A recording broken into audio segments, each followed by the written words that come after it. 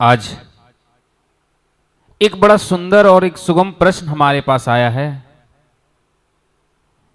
किसी माता जी ने हमसे एक प्रश्न की है कि हमारी पुत्री कि उनकी बेटी एक इंग्लिश मीडियम स्कूल में पढ़ती है और वो पूछ रही है कि जो हम ठाकुर जी को भोग लगाते हैं वो ठाकुर जी तो खाते नहीं हैं, यानी हमने जो भी भोग बनाया हमने ठाकुर जी को लगाया वो खाती नहीं है। और हमें संत कहते हैं कि रोज ठाकुर जी को भोग लगाना चाहिए और फिर वही खाना चाहिए। तो जब ठाकुर जी खाते ही नहीं तो फिर वो प्रसाद कैसे बना, और अगर वो खाते नहीं तो फिर हम भोग लगाते क्यों हैं। बड़ा सुंदर सवाल है ये, कितनी गहराई वाली सवाल है। इस प्रश्न को सोचिए कि उस बच्ची के मस्तिष्क में कैसे आया कि भगवान नहीं खाते हैं तो फिर भोग क्यों लगाएं, और अगर भगवान खाए नहीं, जब उसे छुए भी नहीं, तो वो प्रसाद कैसे बन गया। देखिए इस प्रश्न में बड़ा गहराई है, परंतु इसका उत्तर बड़ा सरल है। इसका उत्तर बड़ा सरल है कि भगवान को हम भोग लगा तो देते लेकिन भगवान खाते नहीं हैं। परंतु इसका यह उद्देश्य नहीं कि भगवान को हम तुरंत भोग लगाएं और भगवान उसे खा ले। भगवान उसे ग्रहण करेंगे यह तुरंत नहीं हो सकता है। माता शबरी कई वर्षों तक निरंतर भगवान को भोग लगाती रही, पर भगवान एक दिन आए और भोजन ग्रहण किए। इसका यह अर्थ हुआ कि उसके बाकी दिनों में जो उन्होंने भोग लगाया उसे राम जी ने ग्रहण नहीं किए। तो देखिए इसका साधारण सा उत्तर समझिएगा कि जब संत और महात्मा किसी बात को कहते हैं तो बड़ी गहराई से कहते हैं। उन्होंने कहा कि मैया आप जब भी भोजन बनाओ तो पहले ठाकुर जी को भोग लगाओ फिर उसे ही खाओ, यानी जब भी अन्न ग्रहण करें तो प्रसाद स्वरूप करें, पहले भोग लगाएं फिर भोजन ग्रहण करें। इसका कारण ये नहीं था कि आप ठाकुर जी आपके लिए बैठे हुए कि आप ना खिलाएं तो वो ना खाएंगे। वो जगत के स्वामी हैं, वो स्वयं दुनिया को खिलाने वाले हैं, आप उन्हें क्या खिलाइएगा। लेकिन आप अच्छा भोजन खाएं इसलिए आप ठाकुर जी को भोग लगाएं, ये संतों की वाणी है। इसका अर्थ है जब हम ठाकुर जी को मन में रखते हैं, हृदय में रखते हैं, और जब रसोई घर में भोजन बनाना शुरू करते हैं तो पहले पूरे रसोई को साफ करते हैं कि ठाकुर जी को भोग लगाएंगे। सारे बर्तनों को सही से साफ करना, फिर उसमें जब खाना बनाते हैं तो बड़ा सुंदर भाव से बनाते हैं, स्वच्छता से बनाते हैं और तमोगुण को दूर रखते हैं, क्योंकि ठाकुर जी खाएंगे, ठाकुर जी को भोग लगेगा। उस रसोई घर में मांस मदिरा को कभी प्रवेश नहीं करने देते, अशुद्ध चीजों को, क्योंकि वहां ठाकुर जी का भोजन बनेगा। अब आप स्वयं सोचिए कि जब ऐसा सात्विक और सादा भोजन कोई मनुष्य करेगा तो क्या शरीर में उसके कोई रोग आएंगे? क्या उसका भाव स्वयं सरल नहीं होगा? कृष्ण जी कहते हैं अर्जुन से, हे अर्जुन, जैसा खाओगे अन्न वैसा होगा तुम्हारा मन।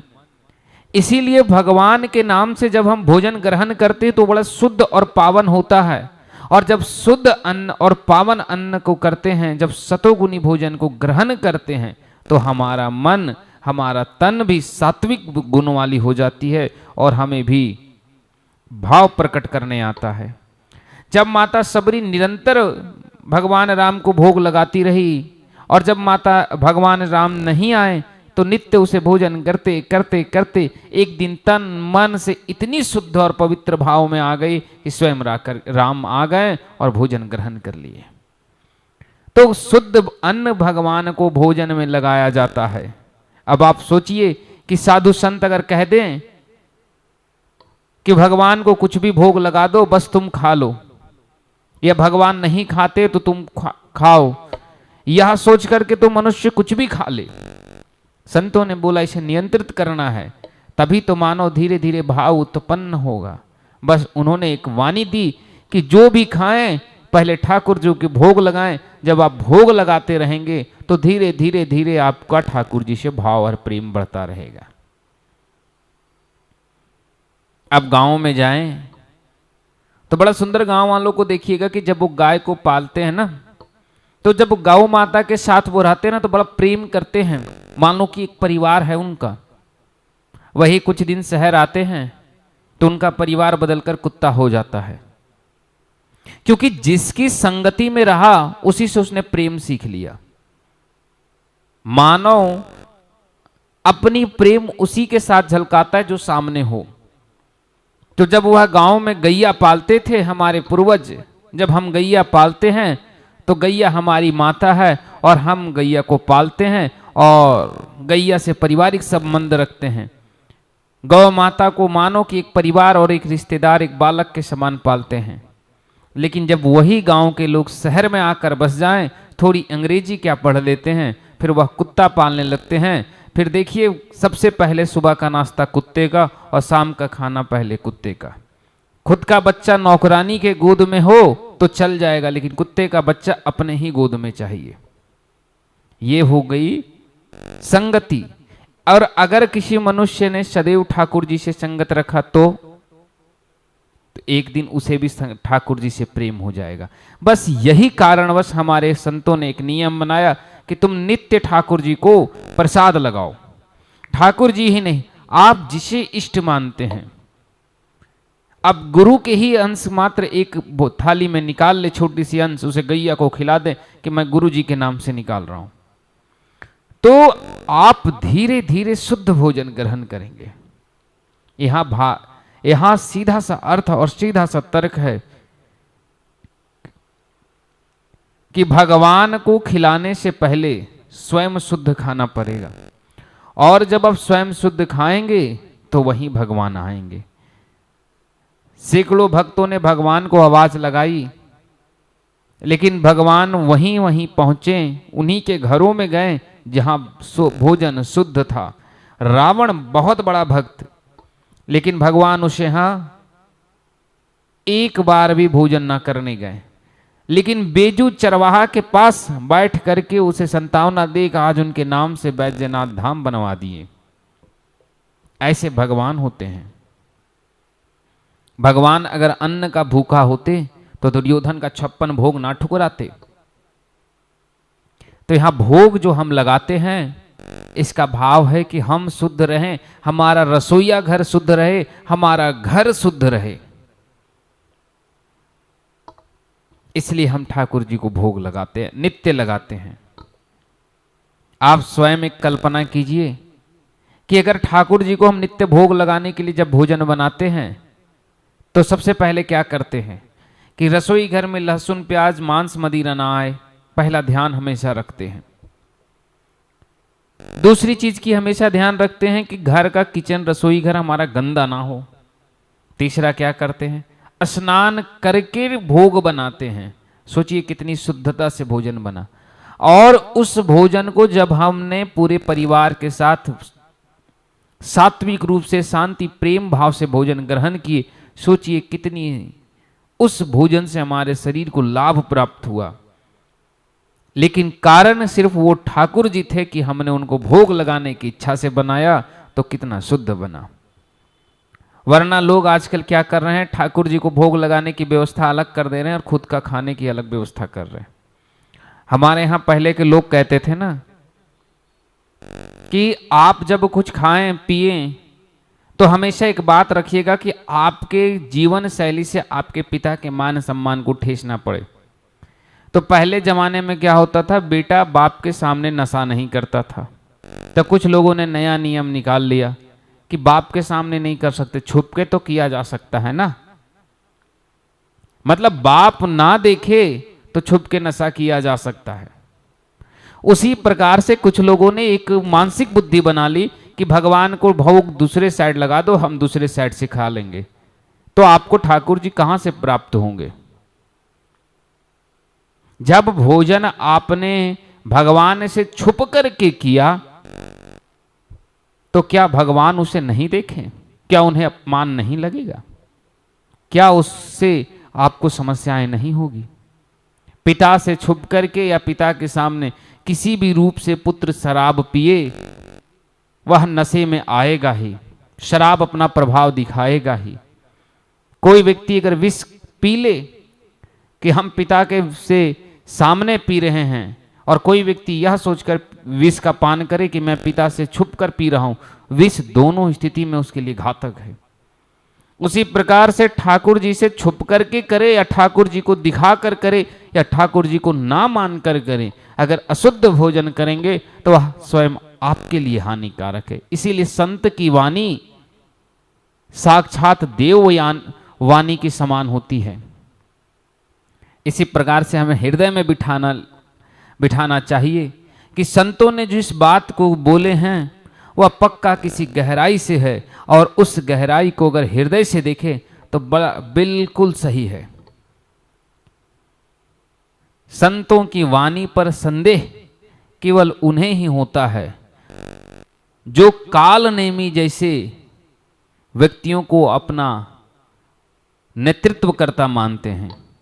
आज कुछ लोग आते हैं ना सोशल मीडिया पे कि ऐसे ढोंग है वैसे ढोंग है, ऐसे लोगों की जो चेला बन जाए, ऐसे कालनेमियों का चेला बन जाए, वह तो सच्चे संतों का भी अनादर करते हैं।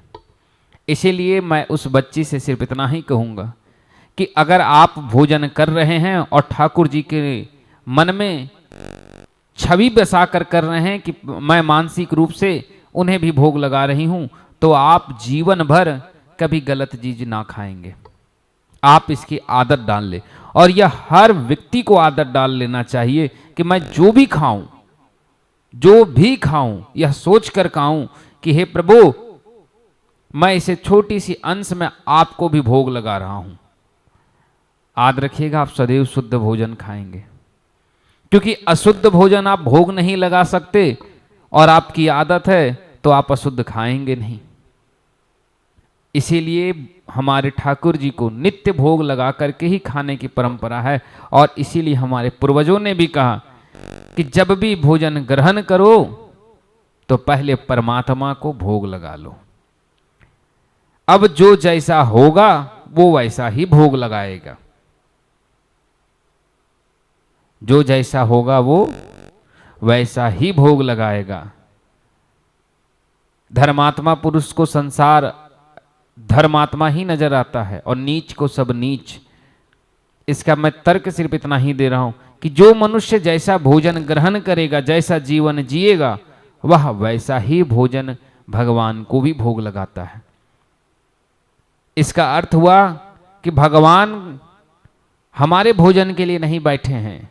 हमारे संतों ने कहा कि तुम उन्हें लगा कर करो क्योंकि तुम शुद्ध रहो, लेकिन हमने नियम बना लिया कि ठीक है, जो हम खाएंगे वही ठाकुर जी को लगाएंगे। और देखिए, कई लोगों ने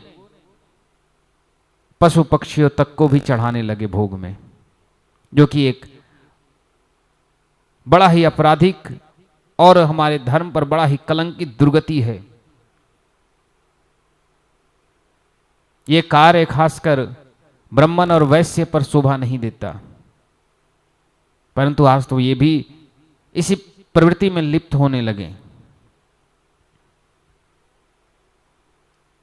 खैर, ठाकुर जी को मैंने एक आपको साधारण सा उत्तर बता दिया कि ठाकुर जी को भोग क्यों लगाया जाता है, और ठाकुर जी या हमारे देवी देवता, इष्ट आराध्य, जो भी आप कहें, कुल देवता, ग्राम देवता, स्थान देवता, जो भी आप कहना चाहें, इनमें से जिन्हें भी भोग आप लगाते हो, तो अब आप नित्य आदत बना लें कि जो भी भोग लगाएंगे वही भोग को हम ग्रहण करेंगे, और जो भी हम ग्रहण करेंगे वह पहले भोग लगाएंगे।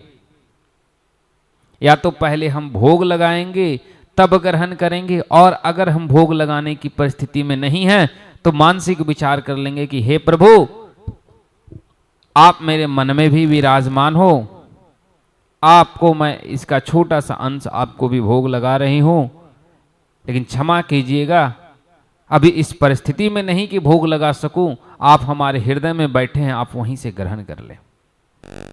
सदैव शुद्ध भोजन खाएंगे और सदैव शुद्ध जीवन जिएंगे, और जहां अन्न होगा शुद्ध वहां मन होगा शुद्ध, और जहां अन्न मन दोनों होगा शुद्ध वहां तन तो स्वयं शुद्ध होगी। याद रखिएगा, जब तन मजबूत होती है तभी भक्ति में प्रेम जागृत होता है, तभी भक्ति भाव जागृत होती है।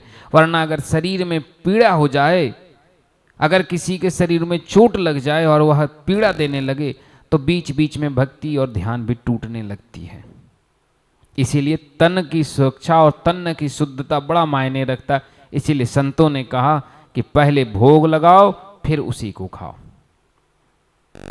जिससे हम शुद्ध हो और एक दिन ठाकुर जी से प्रेम हो और एक दिन ठाकुर जी की प्राप्ति हो जाए। आज कथा यहीं समाप्त करते हैं। कल पुनः एक नई प्रश्न के साथ आएंगे, कि नई कथा के साथ आएंगे कि कैसे हमारे सनातन परंपराओं में जो संत साधु कहते थे वह क्या भाव और किस अर्थ से कहते थे। फिर किन्हीं माता का एक प्रश्न आया था, मैं उसका उत्तर कल दूंगा। फिर आज जय श्रीमन नारायण, राधे श्याम।